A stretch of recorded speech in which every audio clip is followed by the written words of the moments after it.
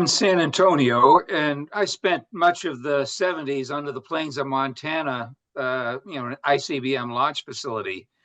And one of the key things that I think kept the Cold War at bay was mutually assured destruction. And a key component of that was the fact that we may have been dealing with evil opponents, but they were rational opponents.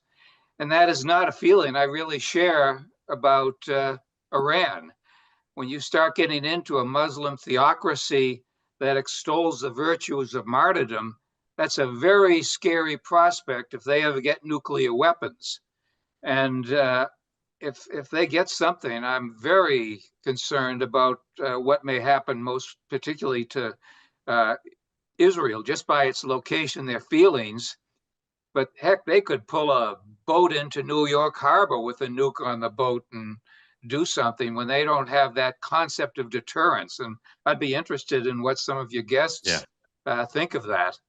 Dmitri, people in the intelligence world think that Iran is a different kettle of fish, that they're not rational as Putin is considered to be rational by some? There's certainly concerns around that. There's, as you can imagine, huge concerns in Israel. In Tehran, in central Tehran, there is a clock, a doomsday clock, counting down the minutes to Israel's destruction. So you can imagine how Israelis feel about that regime getting a nuclear weapon and getting access to a weapon that would facilitate that destruction.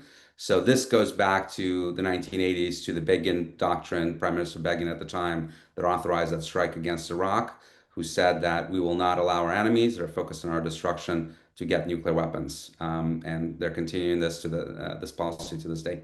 Larry. Yeah, Jack, and thank you for your service.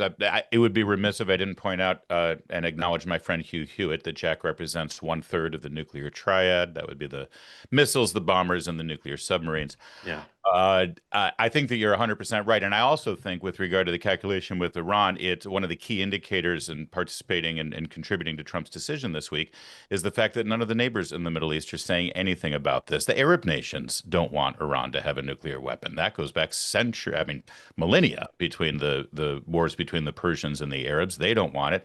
Russia doesn't want them to have a nuclear weapon. They have no friends on the planet right now, and it's for exactly that reason. Yeah, Jack, thank you. I continue to say, I was astonished to see German Chancellor Merz saying Israel is doing our dirty work for us. Right? Yeah. I mean, that's incredible to see. The dirty little secret. I just think it's incredible. I've said it before. The lack of comment, there's no one talking about boycotting Israel. There's no retaliation against Israel from the Europeans, Middle Eastern. It's just sort of like it's a whole new world. They say that something that's easy is like a walk in the park. Well, easier than a walk in the park, hit the subscribe button, be part of the two-way community, never miss an episode, be part of our conversations.